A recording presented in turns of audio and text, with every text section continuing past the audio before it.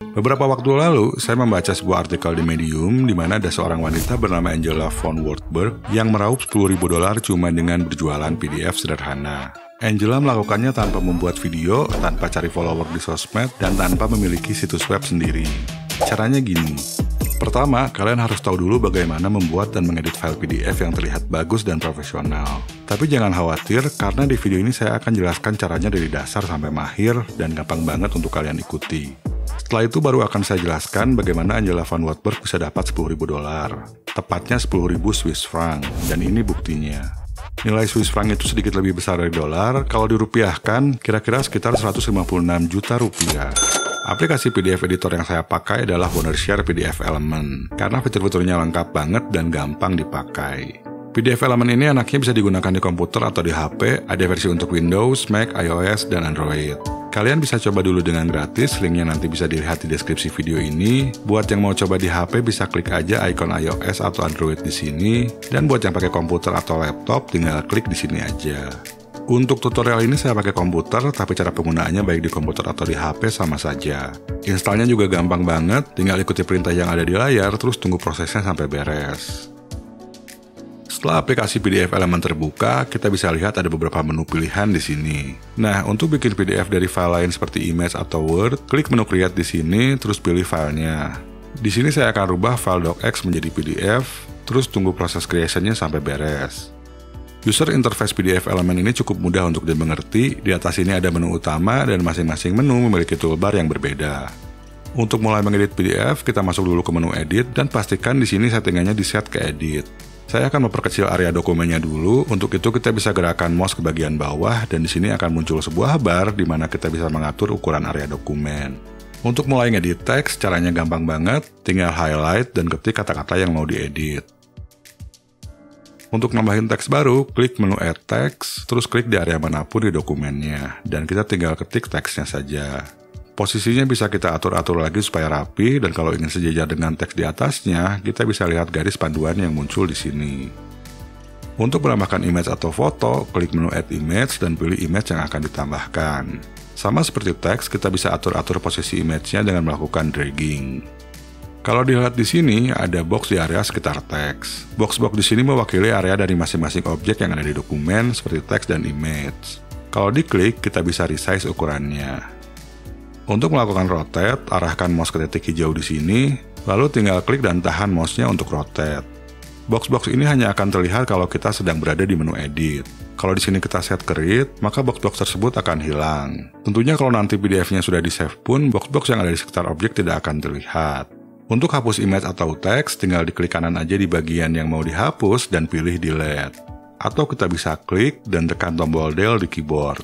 Untuk rubah formatting dan style teksnya ada dua cara.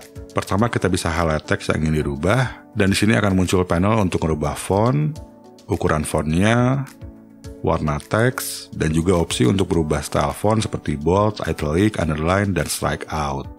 Cara yang kedua adalah dengan memunculkan settingan properties. Kita bisa klik kanan di area box, terus pilih properties, dan selanjutnya akan muncul settingan properties di sisi kanan. Bedanya, kalau kita melakukan setting dari properties, misalnya kita ingin merubah font, maka seluruh teks yang berada dalam satu box akan berubah semua. Dan begitu juga kalau kita merubah settingan yang lain di properties. Setiap objek di sini memiliki settingan properties masing-masing dan ini termasuk image. Kita bisa edit image yang sudah kita tambahkan melalui properties. Settingan opacity di sini bisa digunakan untuk mengatur transparansi image-nya. Terus di bagian action di sini kita bisa rotate, flip image-nya secara horizontally atau vertically. Dan kita juga bisa mengatur alignment-nya. Dengan tombol yang ini, kita bisa clip image-nya, contohnya seperti ini. Sangat berguna kalau kita perlu menghilangkan sebagian area dari image. Untuk menambahkan link, kita bisa klik menu link yang ada di atas. Di sini ada 3 jenis link yang bisa kita tambahkan. Saya akan buat link ke halaman web, terus di sini kita drag untuk tentukan area linknya. Di sini kita bisa tambahkan URL-nya dan kita pun bisa atur tampilan linknya. Kita bisa pilih mode visible atau invisible. Terus kita bisa atur warna bordernya, tipe bordernya, dan juga ukurannya. Selanjutnya kita bisa tambahkan tag supaya yang baca nanti tahu kalau ini adalah sebuah link yang bisa diklik. Kalau nggak pengen muncul border seperti ini, kita bisa edit lagi. Caranya klik kanan dan pilih edit, terus set ke mode invisible. Warna teksnya akan saya rubah supaya lebih kelihatan seperti sebuah link. Kalau kita drag dan atur posisi linknya seperti ini, teksnya tidak akan ikut terbawa. Supaya teksnya bisa terbawa, kita select dulu semuanya dengan melakukan dragging seperti ini, baru kita drag lagi untuk atur posisinya. Kita pun bisa menempatkan objek di atas objek lainnya. Misalnya kita ingin menempatkan teks di atas image ini. Kalau misalkan teksnya tidak terlihat, klik kanan di sini lalu pilih Z order, dan di sini lalu pilih bring to front. Dan tentunya kita bisa atur-atur lagi stylenya serta posisinya. Untuk lebih memperindah tampilan PDF, kita bisa menambahkan background. Caranya klik menu background yang ada di atas, lalu klik tombol plus di sini untuk membuat background. Di sini ada 3 jenis background yang bisa kita tambahkan. Kita bisa menggunakan file PDF lain sebagai background dan juga image, atau kita bisa menggunakan color. Saya akan coba gunakan color dulu. Di sini kita bisa set warna yang kita inginkan sebagai background, dan previewnya bisa kita lihat di bagian sebelah kanan. Ukuran skalanya bisa kita atur, saya akan set ke 90%.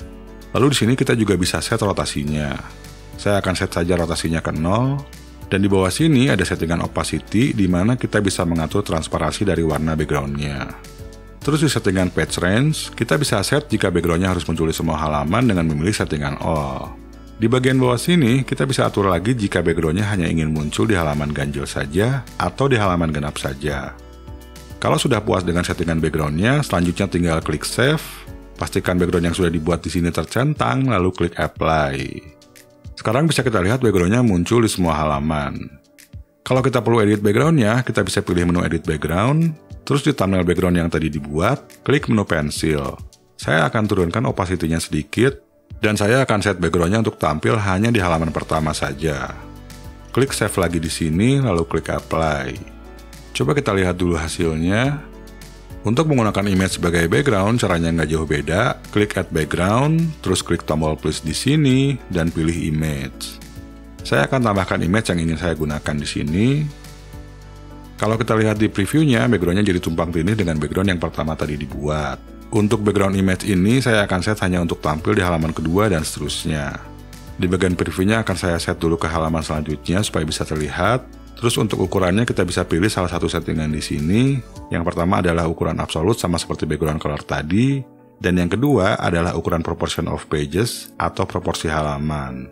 Saya akan gunakan yang kedua dan opacity-nya akan saya turunkan. Setelah itu tinggal save, lalu apply. Sekarang di halaman 1 memiliki background yang berbeda dengan di halaman yang kedua dan seterusnya. Untuk menghapus background, kita harus masuk ke menu edit background. Terus klik tombol X di background yang ingin kita hapus. Klik OK, lalu tekan apply. Saya akan tekan Ctrl Z untuk undo karena saya nggak ingin menghapus backgroundnya. Selanjutnya kita bisa menambahkan watermark di PDF yang kita buat. Jadi kalau dicuri orang, bisa ketahuan kalau dokumen PDF ini kita yang buat. Kita bisa masuk ke menu watermark di sini dan klik add watermark. Terus klik tombol plus di sini untuk membuat watermark baru. Dan kita bisa pilih jenisnya, saya akan memilih teks saja. Teksnya kita tambahkan di sini dan previewnya bisa kita lihat di bagian sebelah kanan. Untuk ngatur fontnya gampang banget, tinggal pilih yang kita suka. Terus warnanya juga kita bisa set sesuai yang kita inginkan, termasuk juga stylenya. Untuk ukurannya kita bisa menggunakan settingan proporsi halaman, misalnya saya set ke 60%, atau kita bisa atur dengan menggunakan settingan font di sini. Kita harus uncheck dulu settingan proportion of pages-nya, baru kita bisa set ukuran fontnya. Dan kotak-kotak yang ada di bawah sini bisa kita klik untuk mengubah posisi watermark-nya. Untuk settingan-settingan di sini fungsinya sama seperti background tadi, yaitu untuk mengatur rotasi dan juga opacity. Dan di sini juga ada settingan page range sama seperti background.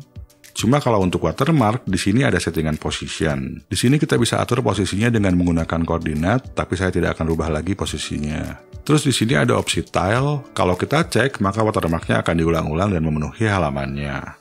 Jumlah tilenya bisa kita atur sesuka kita. Untuk opsi yang ini, fungsinya untuk menampilkan watermark di atas teks. Coba saya save dulu dan apply. Nah, bisa kita lihat tampilan watermarknya nutupin teks. Untuk memindahkan posisinya ke belakang, kita edit lagi watermarknya dengan masuk ke menu edit watermark dan klik icon pensil di sini. Terus saya pilih opsi yang ini, lalu save lagi dan apply. Sekarang watermarknya jadi ada di belakang teks.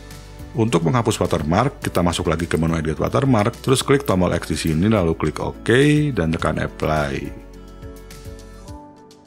Kalau kita perlu membatasi akses ke file PDF, kita juga bisa tambahkan proteksi password.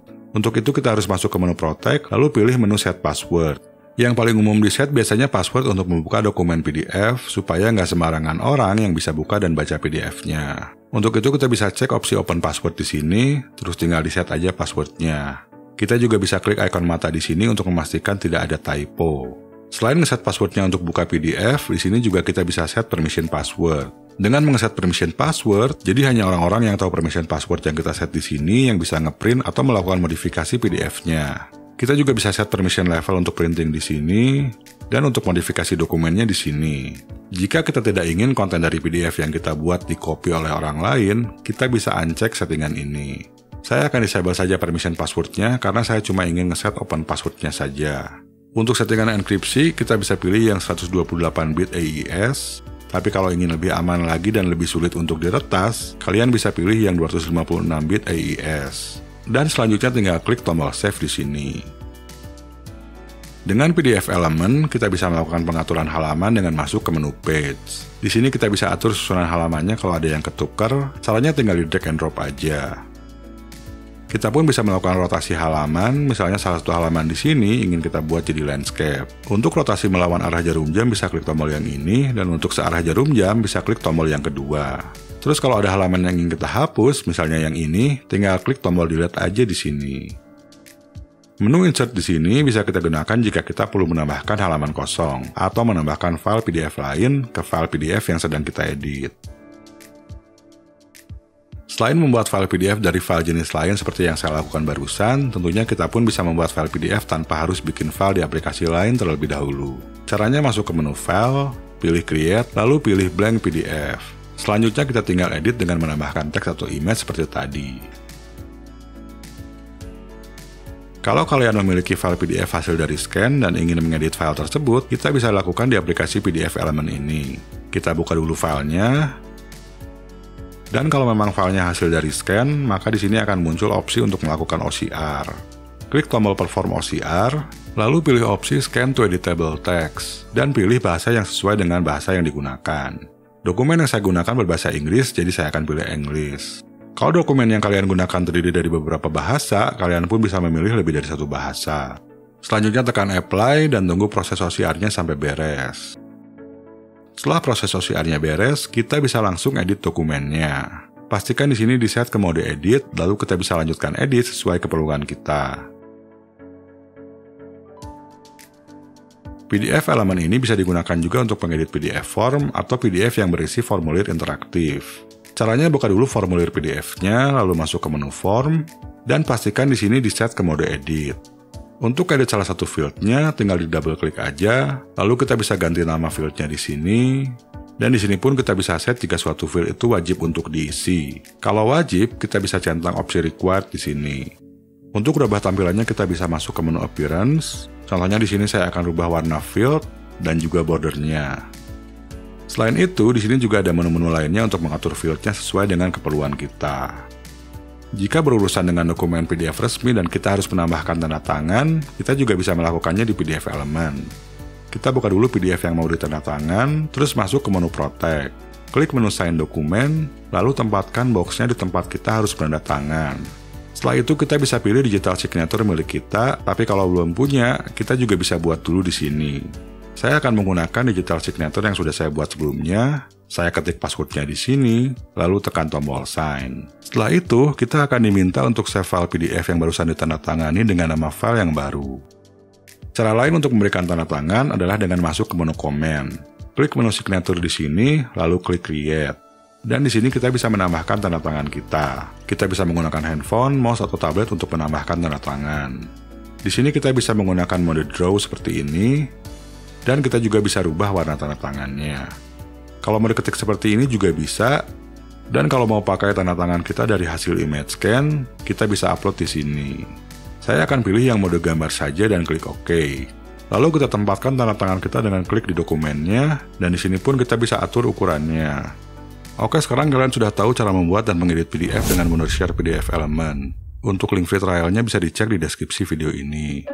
Nah, untuk dapat duit seperti Angela von Wartburg, caranya adalah dengan menjual PDF printables. Printable itu adalah desain grafis atau teks yang berbentuk PDF yang bisa di-download dan di-print. Angela berhasil menjual PDF printable selama 1 tahun dan menghasilkan 10.000 Swiss franc. PDF yang dibuatnya dijual melalui situs marketplace yang bernama Etsy. Etsy ini mirip dengan Tokopedia atau Shopee, tapi khusus untuk barang antik dan seni, termasuk juga digital art. Kalau kita melakukan pencarian printables di Etsy, di sini ada berbagai macam printables yang dijual. Kita bisa lihat cukup banyak printables yang ditawarkan, dan hal ini menandakan kalau produk printables ini laku di pasaran luar negeri. Dan yang sangat laku di Etsy adalah gambar mewarnai untuk anak. Selain itu, planner atau tabel perencanaan, baik untuk orang dewasa ataupun anak, cukup laku dijual di Etsy. Jadi sebelum menjual printables, kita harus tahu dulu seperti apa yang diinginkan pasar. Caranya kita bisa lihat-lihat di Etsy, terus kita lihat aja printable yang laku dijual. Di sini kita bisa lihat juga dari ratingnya. Contohnya printable ini mendapatkan bintang 5 dan sudah di-rating oleh 1.306 orang. Terus yang ini printable gambar mewarnai untuk anak-anak mendapatkan bintang 5 juga dan sudah di-rating oleh 2.961 orang. Coba kita lihat lebih lanjut printable-nya. Di sini kita bisa lihat bahwa printable sederhana seperti ini telah terjual sebanyak 45.900 kopi. Untuk printables ini, satu filenya itu ada beberapa halaman. Dan ini printables untuk anak-anak ya, jadi untuk anak-anak belajar dan mewarnai. Dan anaknya jualan file PDF itu termasuk digital download, jadi tidak ada yang namanya biaya produksi untuk setiap kopi yang dibuat. Karena sekali kita bisa membuat file PDF, setelah itu filenya bisa di-download sampai ribuan kali, bahkan sampai jutaan kali.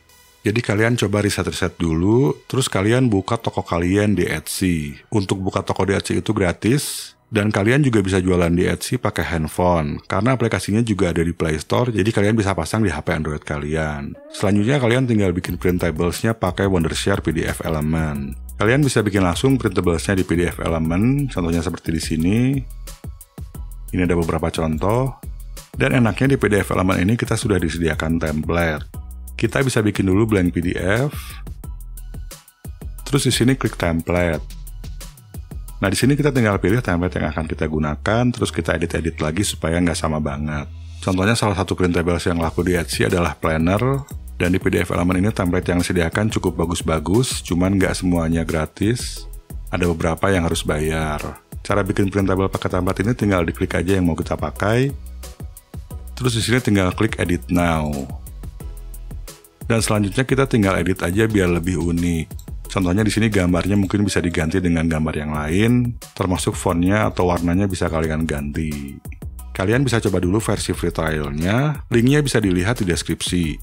Nah nanti setelah printablesnya jadi, kalian pasang listingnya di Etsy, terus upload foto-foto tampilan printablesnya, pastikan sebagus mungkin supaya bisa menarik untuk orang yang melihatnya. Selain itu juga perhatikan title dari listingnya, dan juga deskripsi dari itemnya. Jadi deskripsinya itu harus cukup detail dan lakukan optimasi SEO. Etsy sendiri telah menyediakan panduan SEO untuk para seller di Etsy. Nanti kalian bisa masuk ke halaman ini dan kalian baca sendiri panduannya. Dan kalau mau sukses di Etsy, kita juga nggak cukup bikin cuma satu printables. Contohnya di sini toko yang sudah sukses, yang sudah berhasil menjual sebanyak 27.400 item, toko ini sudah memasang listing sebanyak 300 item. Dan Angela von Werkberg mendapatkan 10.000 Swiss franc itu tidak dalam waktu 1 hari atau 1 minggu, tapi dalam 1 tahun. Jadi peluang printables ini adalah bisnis, bukan program cepat kaya. Yang namanya bisnis membutuhkan waktu, pembelajaran, dan usaha. Apalagi Etsy itu pasarnya internasional dan jangkauannya sangat luas ke seluruh dunia. Jadi kalian pun harus bisa berbahasa Inggris, minimal pasif English. Atau kalian bisa bekerja sama dengan seseorang yang mengerti bahasa Inggris. Tapi kalau lebih memilih pasar Indonesia, kalian bisa coba berjualan printables di Tokopedia atau di Shopee. Oke, sekian dulu videonya dan lanjutkan untuk nonton video-video lainnya dari channel ini. Sampai jumpa di video selanjutnya.